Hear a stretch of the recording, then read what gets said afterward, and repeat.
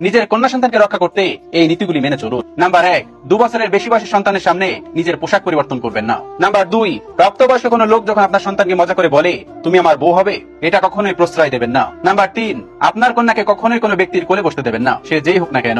Number 4, কখনো কারোর বাড়িতে একা যেতে দেবেন না। নাম্বার 5, যখনই আপনার সন্তান নিজের বন্ধুদের সাথে বাহিরে যায় আপনি লক্ষ্য রাখবেন তারা কি ধরনের খেলা খেলছে। নাম্বার 6, সময় সময় আপনার বাচ্চার মোবাইলের ব্রাউজিং হিস্টোরি চেক করুন যে সে গুগলে কি সার্চ করছে। নাম্বার 7, নিজের সন্তানকে সর্বনিম্ন 2টো নাম্বার মনে রাখতে বলবেন এবং আপনি নিজেও মনে রাখবেন। নাম্বার 8, পরিবারের সবার সাথে খাওয়ার অভ্যাস তৈরি করুন এবং সেই সময় মোবাইল অথবা টিভি বন্ধ রাখুন। নাম্বার 9, কোনো খারাপ ধরনের চলচ্চিত্র দেখতে দেবেন না, সবসময় প্রেরণাদায়ক ছবি দেখানোর জন্য সন্তানকে উৎসাহিত করবেন। নাম্বার 10, কোন রকম জাঙ্ক ফুড বা ফাস্ট ফুড খাওয়ানোর অভ্যাস করবেন না, স্কুলে পাঠালে বাড়িতে বানানো খাবার টিফিন বক্সে পাঠিয়ে দিন। নাম্বার 11, কোন প্রকার নেশার প্রতি যাতে আসক্ত না হয় সেদিকে খেয়াল রাখুন।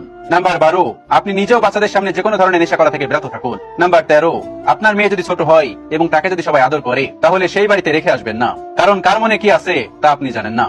নাম্বার 14, স্বাচ্ছন্দ্য বোধ করছে না এমন কারোর সঙ্গে যেতে আপনার কন্যা সন্তানকে জোর করবেন না। নাম্বার 15, একটি বিষয়ে লক্ষ্য রাখুন, আপনার সন্তান বিশেষ কোনো প্রাপ্তবয়স্ক পুরুষের ভক্ত হয়ে উঠছে কিনা। নাম্বার 16, আপনার মেয়েকে পুরুষ আছে এমন কোনো বাড়িতে খেলতে যেতে দেবেন না।